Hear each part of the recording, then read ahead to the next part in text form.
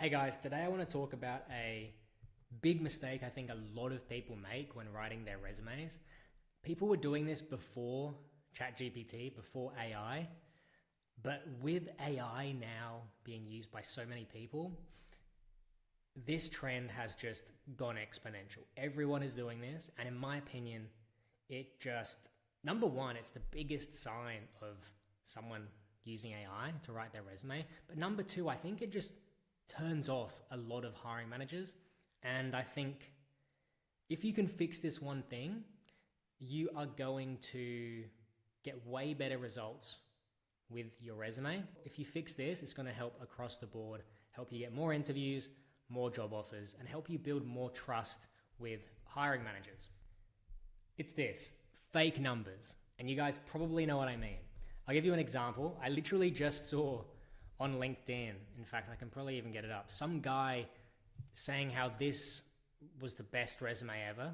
But one of the first bullet points basically said, increased customer satisfaction by 15%. And he had another one, which was increased engagement by 20%. A lot of people might read that and think, wow, that's awesome. That's really good. That's really impressive. But here's the massive issue I have with it, and I know a lot of other hiring managers have with it.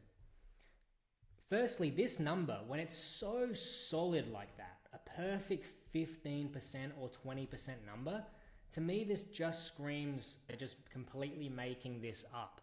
And this is the kind of thing that ChatGPT will just do, that it'll just make things up like this. That's number one. If you are going to put a number in your resume and it's not 100% accurate, at least put that it's an estimate or that it's an approximation or a predicted value, something to be really, be more transparent with these numbers, right? Because this, to me, the whole resume I'm looking that this guy's recommending on LinkedIn is just full of these numbers, 15% reduction in this, 15% increase in this, 25%. And sure, and this is where I think people get confused. It's very good to have numbers in your resume. It's very, very good to have numbers. It increases your credibility a lot, especially if they're legitimate, right? Like if you were part of a startup and you worked as a data analyst, no one's ever heard of this startup. It's called wiggle.com. I just made that up. Some weird company name. If you just put data analyst at wiggle.com, people are going to be like, what's that company? It doesn't carry credibility. But if you then say underneath that, wiggle.com is a $39 million funded AI consulting company based in New York, you're adding credibility, which is good. But the number thing also has, there's a fine line between having numbers that build your credibility and numbers that tank your credibility. Okay, this is one of those examples where it kind of, to me, tanks your credibility. I'll give you an example as well. With the customer satisfaction one, this was in a sales role. If you're going to be making such bold claims, I think you should be explaining how you actually measured that. For example, we had a client, he worked in customer service, but in this store, every time the customer left, they actually captured the client satisfaction data with they had like a sad face, a happy face, a medium face.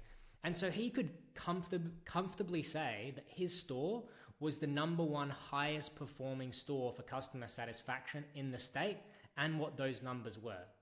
In that case, absolutely, you can say we did 92% customer satisfaction in the last quarter. We ranked the number one as the number one store in the state. Another example, the increased engagement by 20%. This was for a teaching. He had an English teacher role. He said he built lesson plans for 50 students and increased engagement by 20%. Again, if he actually had survey forms for the students, or he had a way of measuring engagement and he could be specific about that, that's totally cool, in my opinion. But when it's just these numbers, to me, this is just silly. And people do this with everything. They'll say increased conversion by 25%. Okay, so here's the issues. If we just have to write down the issues, number one is the numbers are too perfect and round, so they just look fake. especially when they're all over the resume. Number two is they're not measured. So these are things that they're just making up. These aren't like the customer satisfaction, the engagement, whatever your number is, reducing procurement costs. Okay, that's another example he's got in here.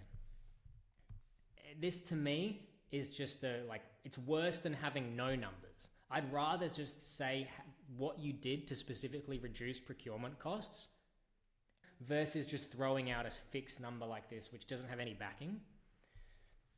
But here's the third point, which is really important. So we've covered two perfect, we covered it's not measured. The third one is specificity. If you really did that, what I'm looking for in a resume and what I recommend to our clients is actually tell them what you did to reduce the procurement costs, and don't just give percentages, give hard numbers if you're able to share those.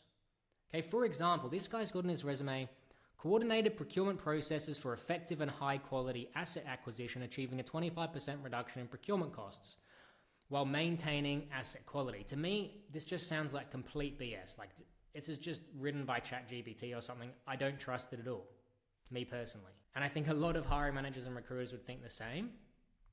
On the other hand, imagine if this person said, negotiated with 3 key microchip suppliers to reduce our monthly procurement costs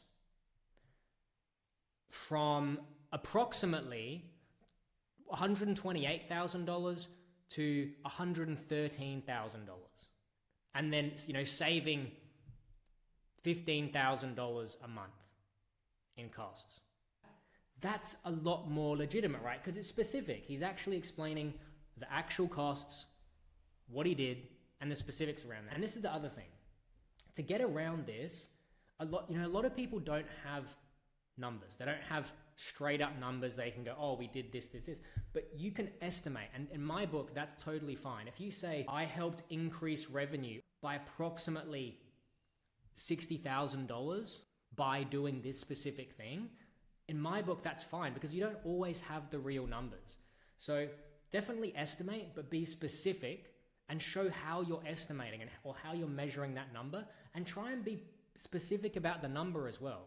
Like if you're in marketing and you, like a lot of marketers, they might say something like increase conversion by 25%. Was it the conversion of your meta ads into customers, or was it your conversion of meta ads into clicks? Like what was the actual conversion here? And so be specific. If you actually increased the conversion of, say, meta ads into revenue, return on ad spend, for example, you could estimate that. That's totally fine. You could say that you tested 26 new creatives, identifying 3 high-performing creatives that delivered a 6.2 times return on ad spend. Now that's way better. And honestly, if you can't find any really good numbers or evidence of your achievements, sometimes it's better just to keep it simple, just to say what you did, the projects you worked on, because this practice, to me, it just completely backfires. Anyway, rant over.